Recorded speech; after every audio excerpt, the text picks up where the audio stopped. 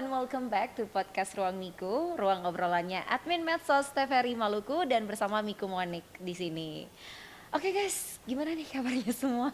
Hopefully your guys are doing fine dan kali ini kita mau bahas satu topik nih yang sebenarnya lagi gencar-gencarnya nih, booming banget sih sebenarnya kalau misalkan kita adalah orang muda dan tertarik sama sejarah, pastinya kita tahu nih untuk perjuangan menetapkan status AM Sangaji ini sebagai pahlawan nasional. Udah tahu belum? Nah, ini kita mau bahas nih sama salah satu penerus Cicit ya, dari ini kalau panggilnya berarti Eyang ya, Kak, dari Eyang AM Sangaji. Beliau ini adalah Kak Kamil Muni. Halo, Kak Kamil. Oh, ternyata Pak Kamilnya udah berubah mukanya ya? Berubah. Oh bukan maksudnya saya kira Power Rangers. mantan ini Gubernur Jawa Barat ya, sama juga atau gimana nih? kenal dekat nggak sama Pak Ridwan Kamil? Beda rezeki Oh, sana. rezeki. Soalnya sama Kamil gitu ya Kak.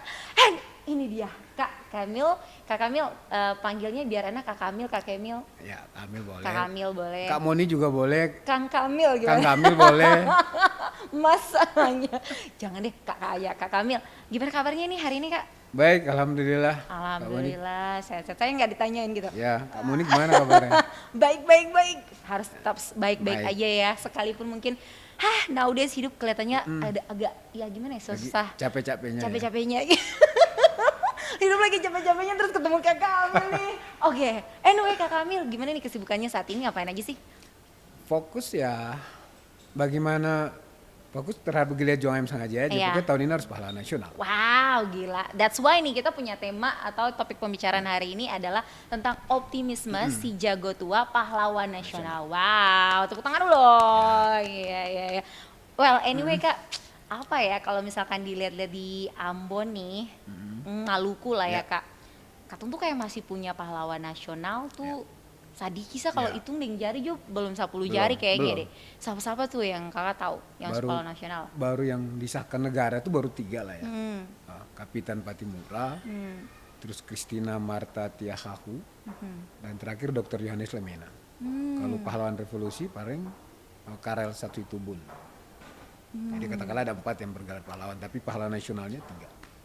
Tapi di luar sana masih banyak tuh ya kakak, jadi yang sebenarnya dulu pernah berjuang secara aktif untuk kemerdekaan Indonesia dari Maluku Indonesia Timur gitu, Oh masih iya, banyak. artinya kan kamu nih, kan kita pernah dengar tuh filosofi tentang seorang Soekarno gitu kan, yang dia katakan bahwa Indonesia tanpa Maluku bukanlah Indonesia. Nah, Right. artinya di situ kita bisa tarik kesimpulan bahwa banyak sekali tokoh-tokoh yang settle ya, tokoh-tokoh orang Maluku, orang tua-tua Maluku itu yang punya kiprah dan perjuangan tuh is the best kalau saya bilang ya.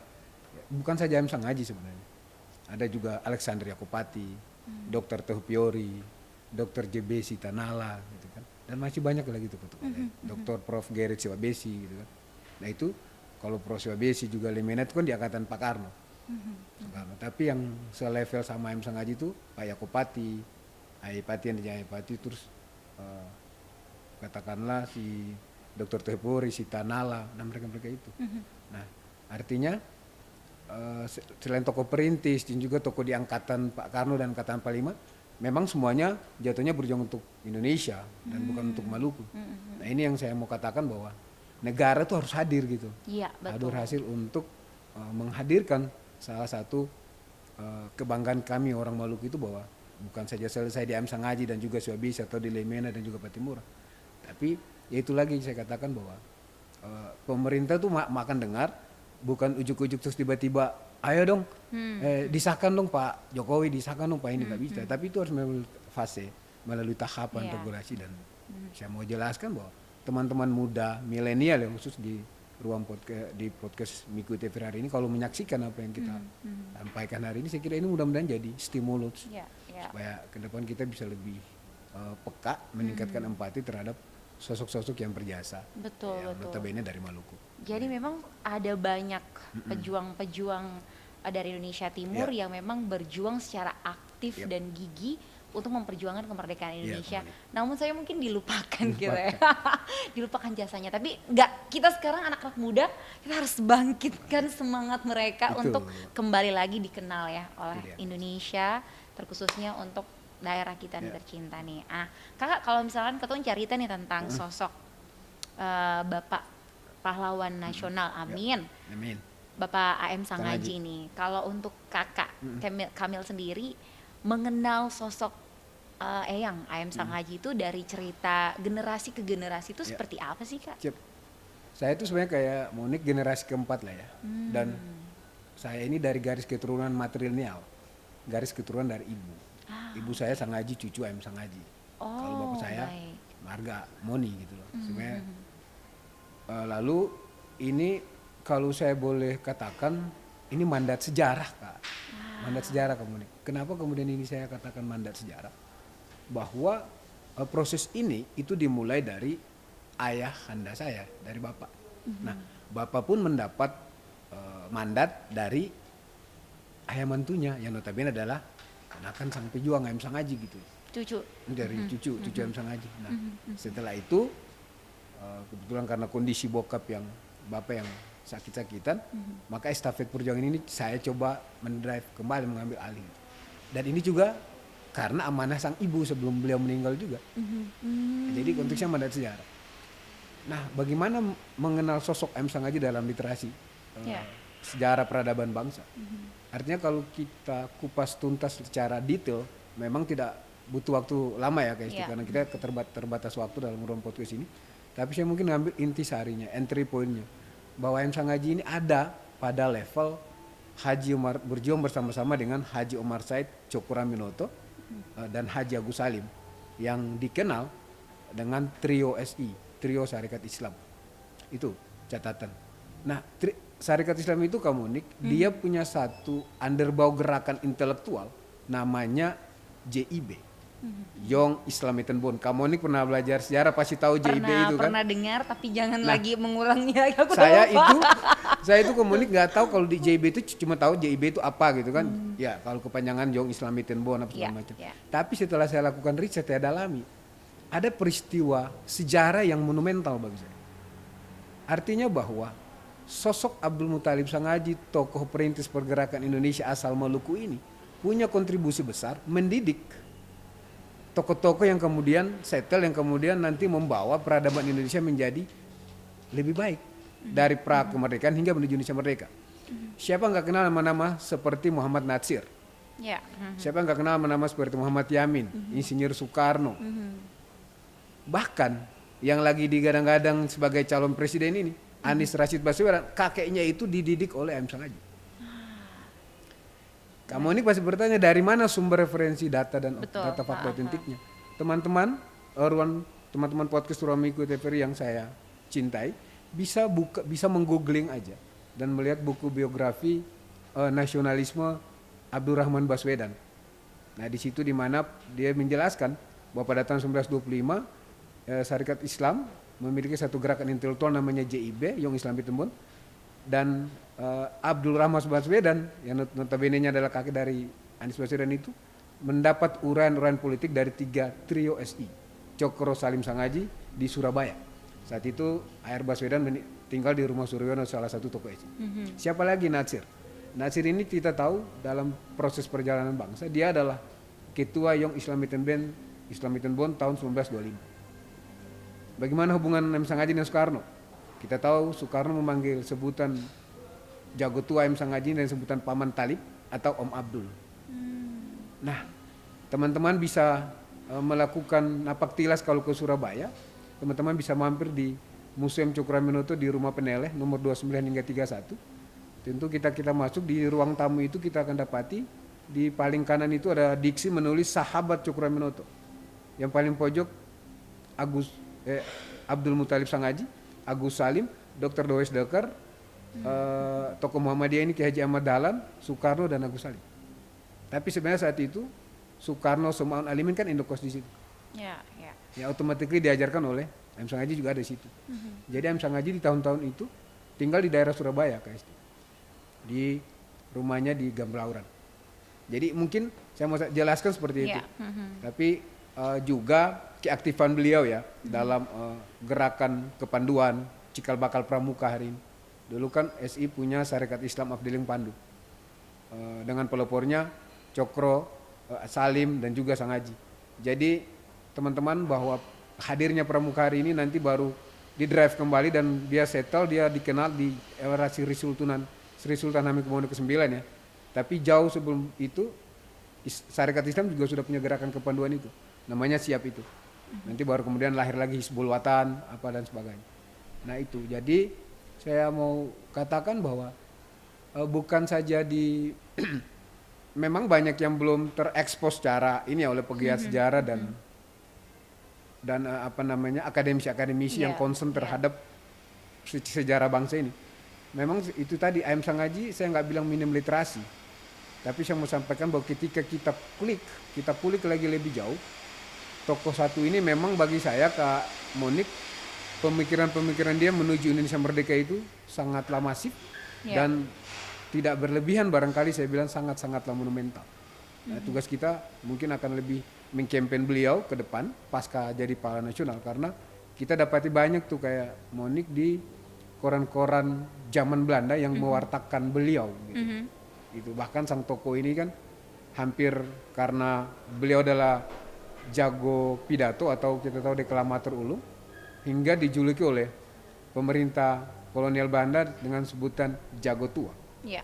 Nah itu termaktub di dalam koran Hindaburg Kalimantan dan koran SK Merdeka Solo gitu. Nah, kira-kira ada alasan khusus nggak Kak Kamil sampai diberikan julukan si jago tua? Di dalam Kamonik, dalam open barber gathering itu, rapat-rapat akbar Syarikat Islam itu, kita tahu masa aksi, masa tuh bejubel banyak. Itu datang itu hanya ingin mendengar pidato 3 sosok ini gitu. Nah, jadi dalam buku sejarah yang saya baca dan juga dikemukakan oleh sejarawan di bangsa ini, ketika Cokro Aminoto itu yang notabene adalah pemimpin Tera Syarikat Islam, beliau berhalangan hadir, yang beliau selalu mengutus sahabatnya yang akrab disapa dengan sebutan Brur gitu. Itu untuk mengganti posisi beliau, memberikan stretching katakanlah, memberikan penetrasi positif, mengagitasi dan mempropaganda bahwa Indonesia itu harus merdeka. Kita jangan dianggap sebagai seperempat manusia. Kita harus punya negara sendiri, punya nation state sendiri yang namanya dengan istilah SI saat itu namanya Zalbestur, pemerintahan, membentuk pemerintahan sendiri. Nah, AM Sangaji pun sangat berapi-api gitu loh. Ketika sahabatnya Cokro Aminoto tidak sempat untuk memberikan katakanlah pidato ceramah di alun-alun di daerah dataran-dataran Jawa, Kalimantan. AM Sangaji yang selalu mengganti. Nah dari situ orang tua ini kan selain beliau jago berpidato deklamator ulun tadi, beliau kan juga berani ya. Berani ini kita bisa maknai banyak hal gitu loh.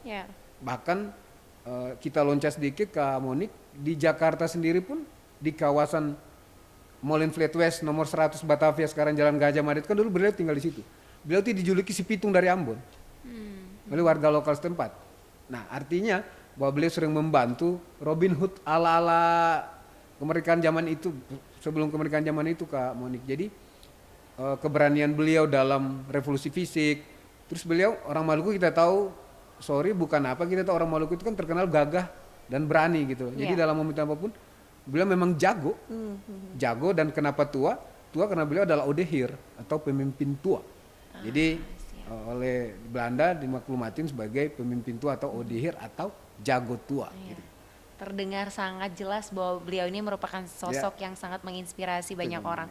Tapi Kak Kamil, beta penasaran nih, butuh waktu berapa lama sih Kak Kamil untuk mengagumi sampai benar-benar sangat menguasai sosok yang ini? Kak Monik, itu jadi gini, tahun 90-an Bapak tuh mulai nulis. Di secari-secari kertas halaman-halaman tuh beliau nulis, belum dibukukan loh ya. Terus nulis, karena amanah, setelah diberikan amanah, bokap itu kan juga punya tugas harus menafkahi ketujuh anaknya dong Kak Monik kan. Kira beliau agak beberapa stuck. Beliau kebetulan pengusaha golong ekonomi lemah lah ya, pengusaha kelas menengah. Beliau kemudian dapat proyek dengan dana swadaya mandiri, beliau napak tilas. Atas amanah tadi beliau napak tilas, cari data, sumber data, tidak pakai anggaran negara, tidak pakai anggaran daerah. Wow, luar biasa. Beliau jalan, terus juga dapat. nanti baru rampung tuh di tahun 2016 buku itu. Jadi bapak itu Kak Monik, jadi sedari kita kecil itu ketika opa saya kakek dari ibu Pak Raja Muhammad Sangaji itu ketika datang ke rumah itu beliau selalu memberikan pencerahan kebangsaan terkait M Sangaji kepada kita, kepada cucu-cucunya. Dan kadang saya itu ketika diceramahi, ketika kita disuruh ngaji oleh kakek segala macam, diceritain soal kiprah perjuangan M Sangaji dalam tradisi tutur beliau ya. Lalu bapak itu yang sering menugaskan saya untuk membaca hasil ketikan beliau tadi. Jadi saya baca. Terus kadang juga Kak Monik itu ada kaca tuh ya. Jadi kaca nggak ada kaca, saya disuruh masuk ke kamar. Jadi lemari ibu sama bapak itu kan dulu kan ada lemari tua itu gede, terus ada kacanya bisa lihat sampai ke kaki kan. Jadi saya tuh disuruh baca tapi kayak bukan polisi tapi kayak pidato gitu. Wow, interesting. Jadi Keren, jadi mulai dari situ saya yang kadang bawa kayak baca proklamasi bahwa kemerdekaan itu ya hak segala bangsa gitu. Wow. Nah di situ lalu saya sering baca, lalu suka atau tidak kan dia meresap. Terekam. Yes. Itu data-data yang Bapak jalan ya hasil penelusuran beliau Kak Monik.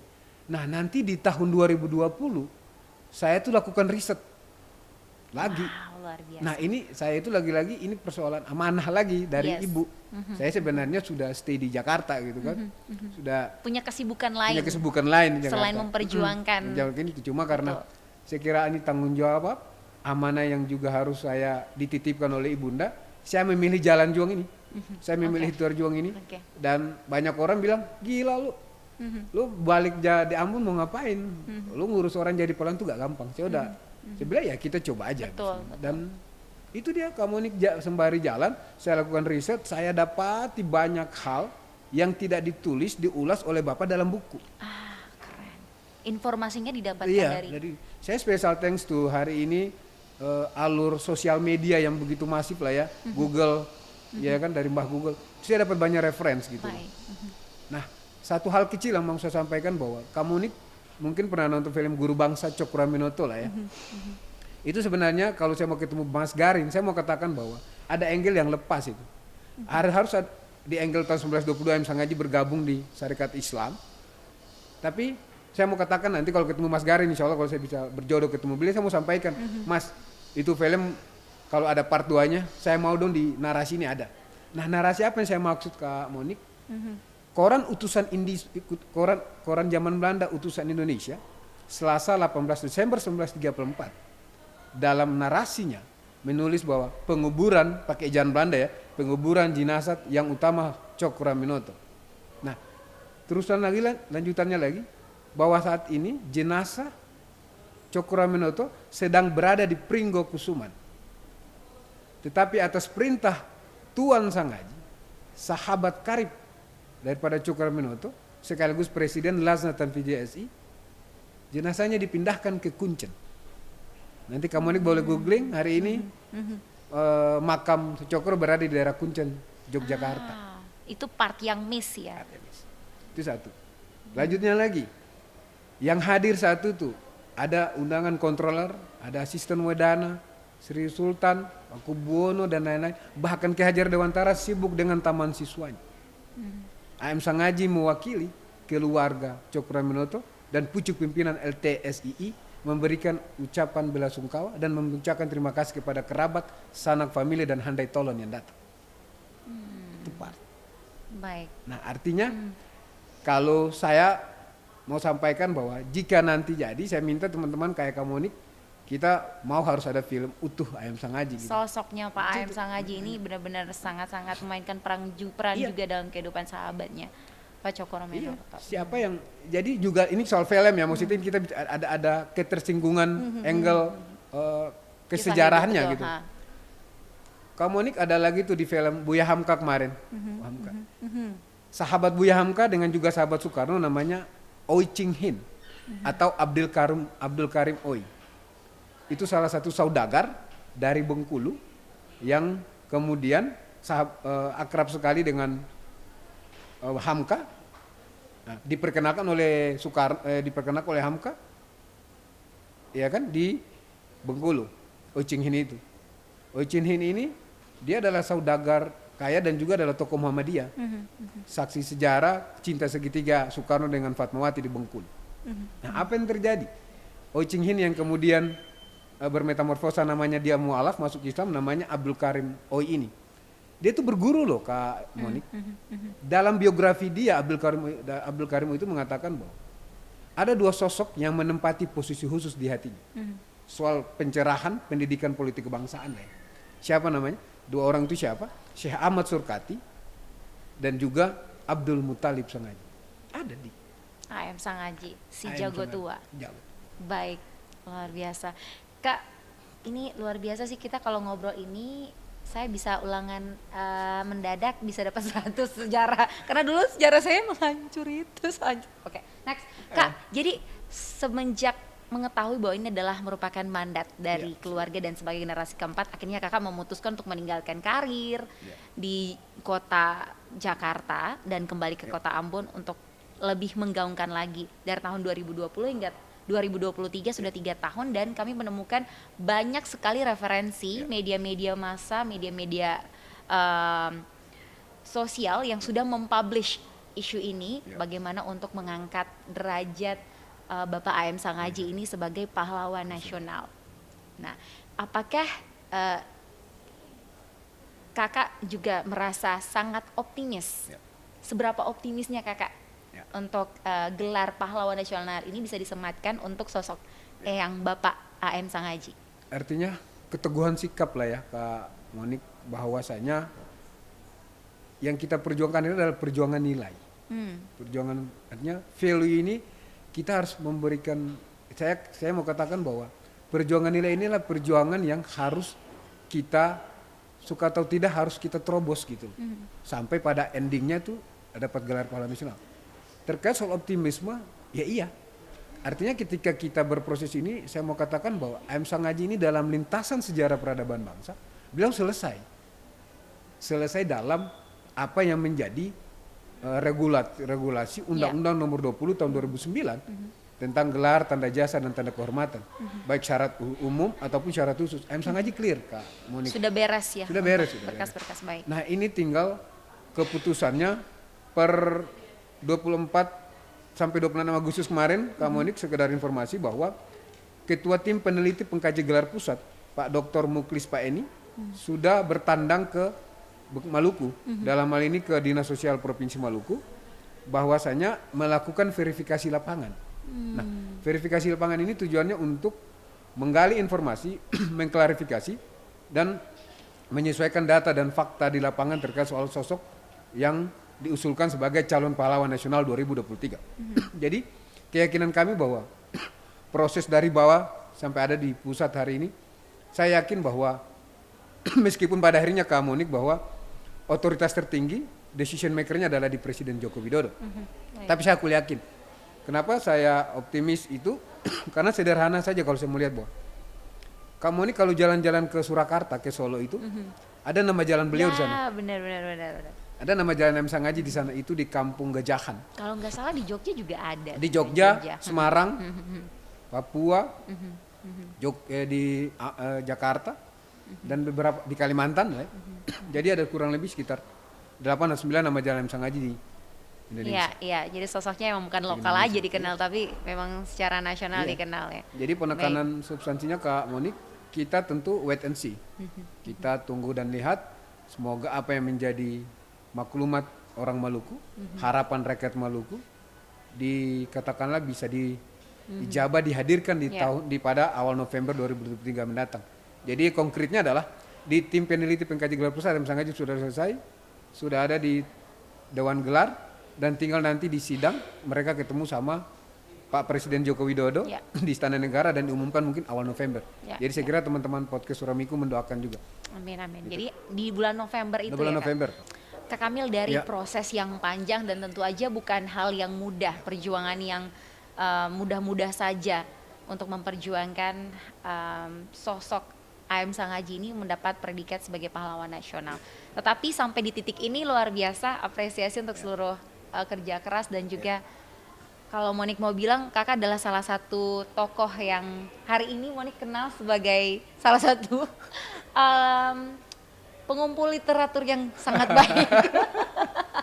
Keren. Karena kalau kita belajar sejarah apalagi kalau milenial saat ini kayaknya udah agak malas ya Kak. Tapi keren banget Kakak. Nah, apa sih harapan besarnya Kakak setelah nanti akan diberikan gelar itu oleh Presiden Republik Indonesia nantinya? Setelah itu ya, setelah penghargaan. Iya. Harapannya kan tentu ketika pasca mudah-mudahan insya Allah atau puji Tuhan AM Sang Haji dilabeli gelar pahlawan nasional, tentu ini adalah berkat doa dukungan seluruh rakyat Maluku. Saya mau sampaikan bahwa tanpa doa dan dukungan rakyat Maluku itu harapan ini tentu pasti pupus gitu loh. Tapi saya yakin bahwa dengan dengan hal-hal yang baik yang selalu didoakan oleh seluruh teman-teman, saya sebut teman-teman kayak Kak Monik dan teman-teman yang lain di luar sana itu jago muda gitu. Jadi prinsip-prinsip jago tuh AM Sang Haji ada di kita gitu. Dan saya mau jelaskan bahwa setelah AM Sang Haji dinobatkan sebagai pahlawan nasional, kita tentu tidak akan berhenti sampai di sini gitu.